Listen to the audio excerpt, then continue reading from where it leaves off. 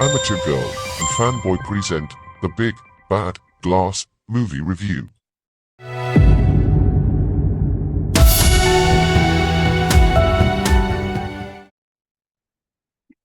Well, hello everyone. This is Fanboy from Chiang Mai, Thailand. I'm glad you could join my little channel. Today I'm going to be talking about the end of the James Bond era. I think the reason for my age group, the 70-year-olds or 60-year-olds and beyond, James Bond is such a big deal is because basically he came out of the Cold War. And, Ian Fleming wrote this at the beginning or during the middle of the Cold War at the start. I think he wrote Casino Royale in 52. And so I believe SMERSH was involved in that one. So you'll hear two big organizations talked about in the James Bond movies. SMERSH, which is a Russian, um, it's based on a Russian word or an anagram on a Russian word, which means death spies. And the other one is Spectre. Of course, they even made the last movie before No Time to Die was Spectre, and that is a word. I think he switched. Ian Fleming believed that the Cold War was going to end, so he got rid of SMERSH because that was a Russian organization, and he switched to Spectre.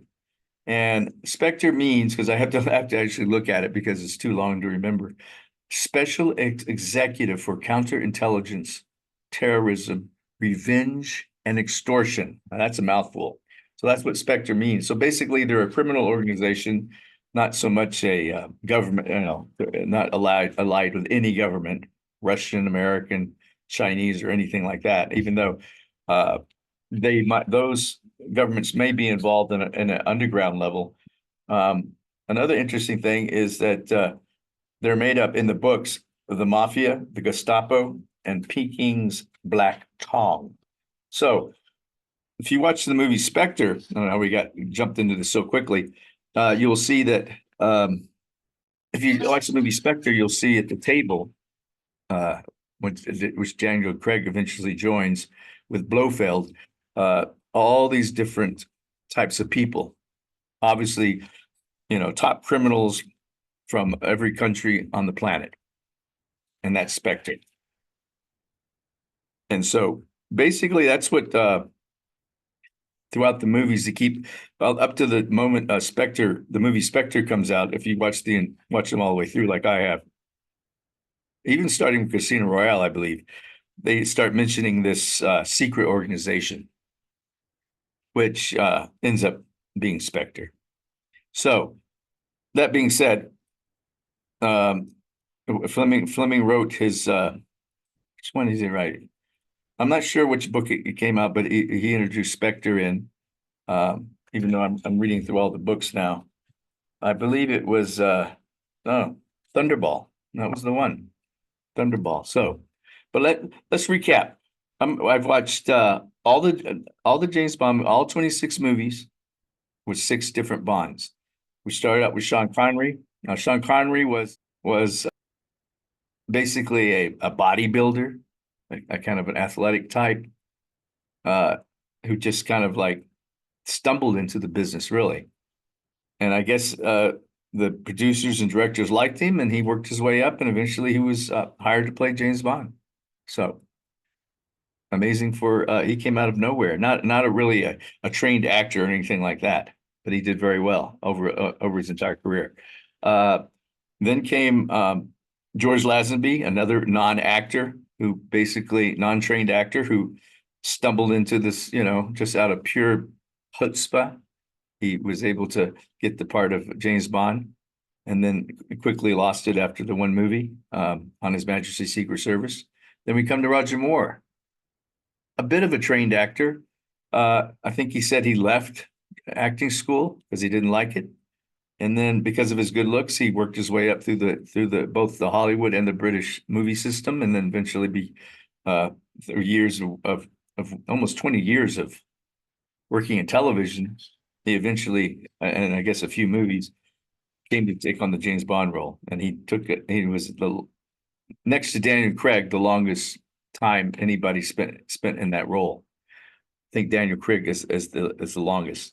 Then we come to Timothy Dalton, who was a well-trained actor, and he only did 2 movies for all different kinds of reasons that he left it. Pierce Brosnan, not so, but yes, I think he was well trained also in the British acting schools. So again, another well trained actor. And then we come to Daniel Craig, saying he was classically trained.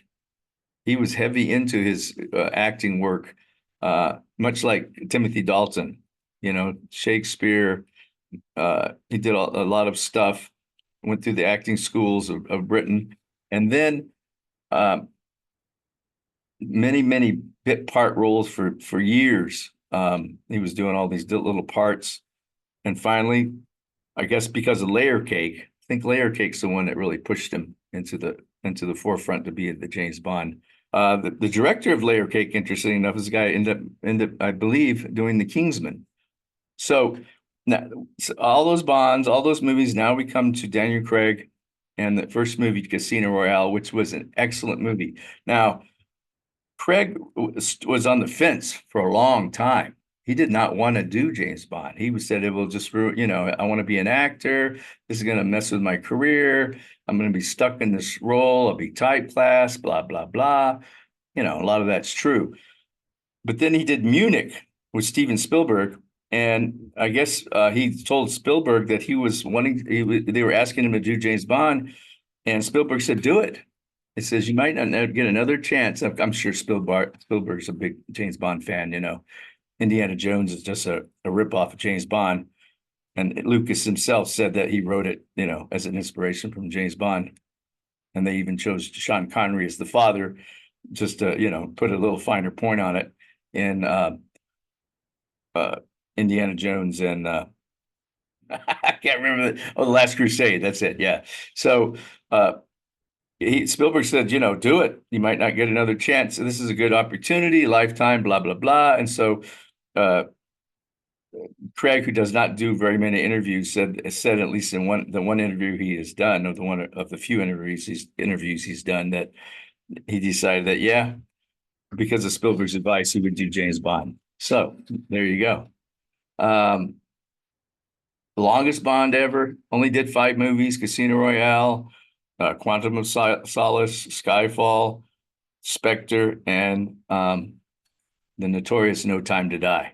Now, I personally loved Casino Royale. Not a huge fan of Quantum of Solace, but I enjoyed it watching him as a set.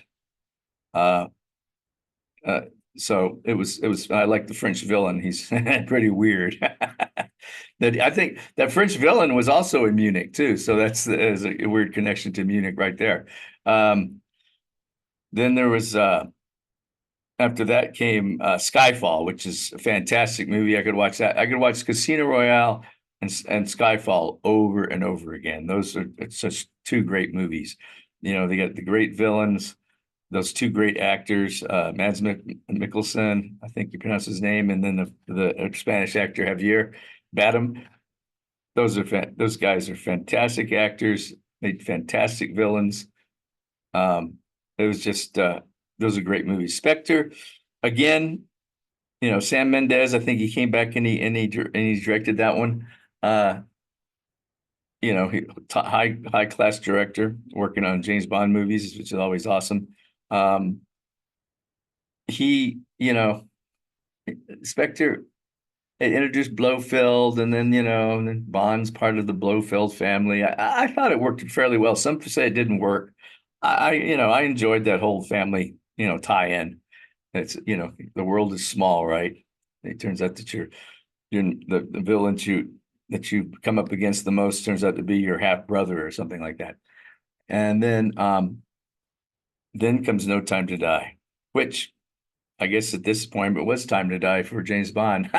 I think after Spectre, um, Craig did give one of his few interviews, and famously he said that they asked him if he'll do another Bond, and he said, "I'd rather break this champagne glass and cut my wrists." with it than have to do another Bond.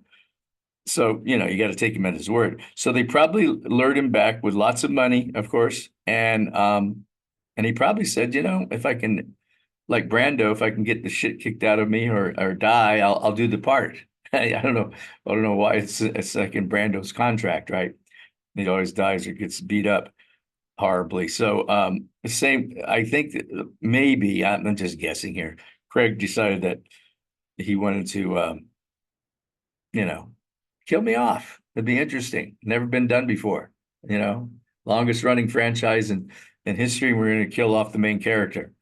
So that really leaves us to the end of our journey um, of the Bond movies. Uh, Not much else to say. I'll just give another shout out to James Bond A to Z on the whatever your favorite podcast is. Look it up. If you like a lot of detail, they give it all. They cover it all. Um, and me, I had a great time watching these movies. Um, it's like if I was on a desert island and I needed something to keep me, or in a spaceship into eternity, and I need to keep something busy and only pick one thing, I'd say all the James Bond movies. You watch them all the way through, and then you just start over again. And I was going to say that one of the one of the reasons this is so important to us, it comes out of the Cold War. Um, Flipping actually did not become that popular in America or even in Britain until John Kennedy picked 10 of his favorite books, and he picked From Russia with Love as one of his favorite books in the New York Times. And after that, the sales just skyrocketed. So, and another legend is that John Kennedy and that Kennedy, John F. Kennedy, and was reading a James Bond book the night before he was assassinated.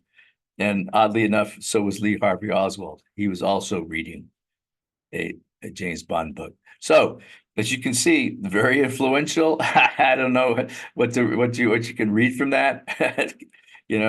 Conspiracy theories aside, but it's fascinating stories behind the making of James Bond, and I bid you good day. And I hope if you enjoyed this to give us a like. Like I said, Humboldt Bob and Amateur Girl couldn't be with me today, so I'm all by my lonesome, and maybe the show will be just me from now here on out. And because I will continue to watch movies, and I will continue to want to talk about them. I'm not a movie critic by any stretch of the imagination. I'm not interested in being a movie critic. Uh, let's leave that for the journalist, which I am not a journalist, and I'm not, like I said, even a film journalist. I just like to talk about movies that I enjoy or not enjoy. Some movies I don't like. Did I like all the James Bond movies? Oh, definitely not. But I enjoyed watching them as a set, as a complete package, which is really great that today we can do that.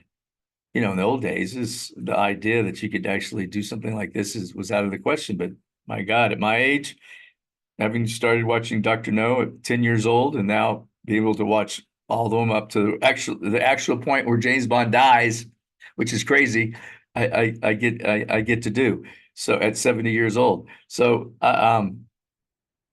if you ever get a chance to sit down and watch the entire set, or if you have watched the entire you know series of movies, all 26. And you notice I'm leaving out Casino Royale from the 1960s because everybody's James Bond in that movie. It's just a silly romp. Uh, but it's okay. But I just don't include it in the whole storyline of the James Bond epic. So anyway, I bid you adieu, and from Chiang Mai, and I hope you'll be watching again. Bye.